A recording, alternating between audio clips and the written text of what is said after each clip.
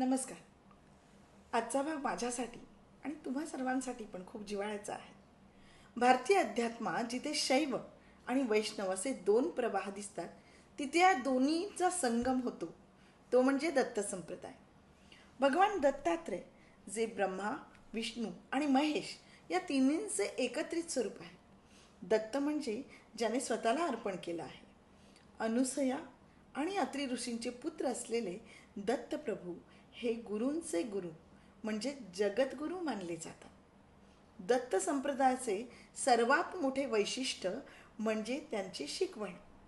दत्तात्रयांनी निसर्गातील 24 गोष्टींना आपले गुरु मानले आहे, ज्यात पृथ्वी, पाणी, आकाश आणि अगदी एखादा पक्षी आणि मुंगीचाही समावेश होता.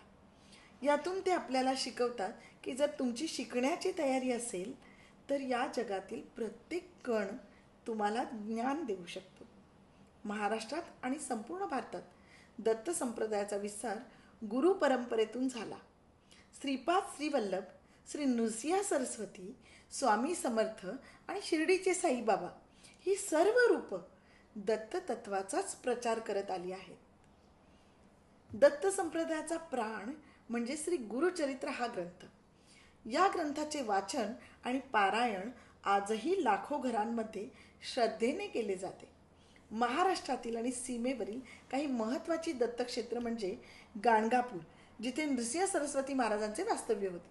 औदुंबर आणि नरसोबाची वाडी, कृष्णा नदीच्या काठी बसलेली ही अत्यंत जागृत स्थाने. पिठापूर आणि कुरवपूर, श्रीपाद श्रीवल्लभ महाराजांची कर्मभूमी.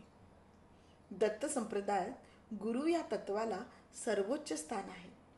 दिगंबरा दिगंबरा श्रीपाद वल्लभ दिगंबरा या मंत्राचा जप करत भक्त स्वतःचे अहंकार विसरून गुरूंना शरण जातात. हा संप्रदाय आपल्याला शिस्त, शुद्धता आणि भक्तीचा मार्ग दाखवतो.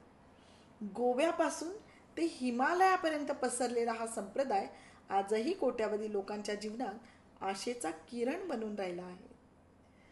राजस्थानामध्ये माउंट अबूमध्ये पण गुरु शिखर आहे, तसंच गुजरातमध्ये पण आहे. दत्तभक्ती ही केवळ पूजा नाही, तर ती स्वतःला शोधण्याची एक गुरु किल्ली आहे. ज्यांच्या आयुष्यात गुरु आहेत त्यांना कशाचीच कमतरता भासत नाही, हे दत्त संप्रदाय सांगतो. पुढच्या भागात आपण एक अशा ऊर्जेबद्दल बोलणार आहोत जिच्याशिवाय ही सृष्टी अपूर्ण आहे. ती म्हणजे शक्ती संप्रदाय आणि देवीची उग्र तसेच प्रेमळ रूप. भेटूया पुढच्या भागात. अवधूत चिंतन. श्री गुरुदेव दत्त.